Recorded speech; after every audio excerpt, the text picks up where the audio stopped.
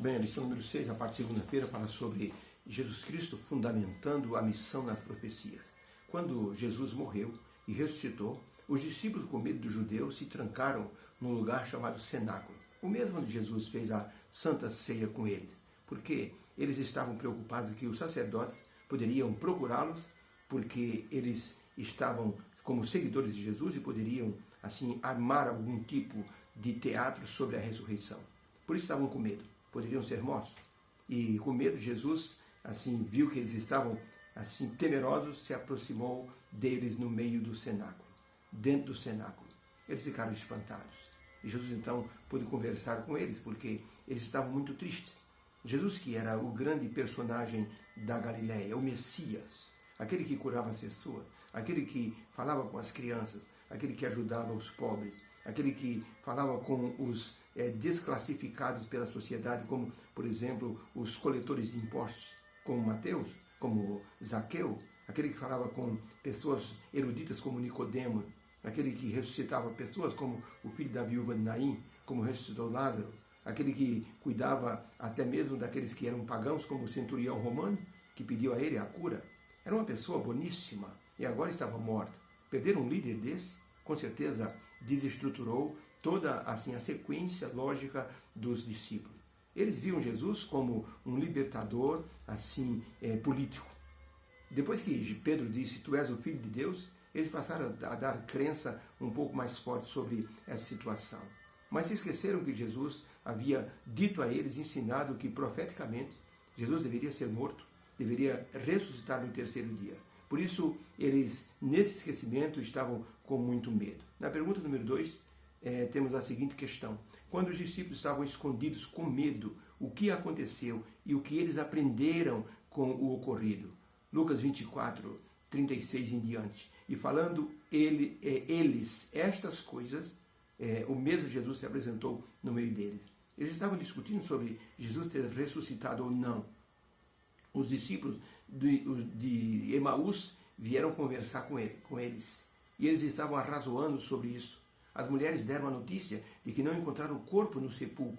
Então vem Lucas 24, 36, e falando eles sobre essas coisas, o mesmo Jesus se apresentou no meio deles e disse, paz seja convosco. E eles, espantados e atemorizados, pensavam que estavam vendo algum espírito. E Jesus lhes disse, por que estáis perturbados? E por que sobem tais pensamentos em vossos corações? Vede as minhas mãos e os meus pés, que sou eu mesmo. Apalpai-me e vede, pois um espírito não tem carne nem osso. Vede que sou eu mesmo. E não o crendo eles, mesmo assim, por causa da alegria, e estando maravilhados, disse-lhes, tendes aqui alguma coisa que comer?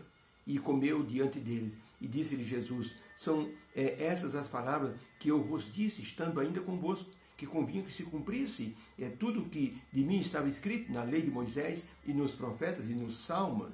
Então abriu-lhes o entendimento para compreenderem as Escrituras. E disse-lhe, assim está escrito e assim convinha que o Cristo padecesse e ao terceiro dia ressuscitasse dentre os mortos. E em seu nome se pregasse o arrependimento e a remissão de pecados em todas as nações, começando por Jerusalém.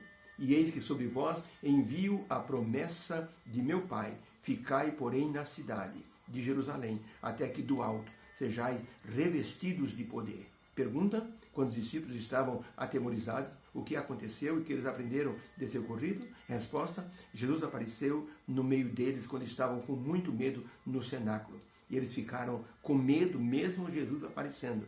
Mas Jesus mostrou-lhes que sua morte e ressurreição estava anunciada pelos profetas. Acalmou-lhes o coração, abriu-lhes o entendimento, para que eles compreendessem as Escrituras e deu-lhes a promessa de um poder maior para capacitá-los para a obra de evangelização. Toda a vida de Cristo foi um contínuo ensinamento.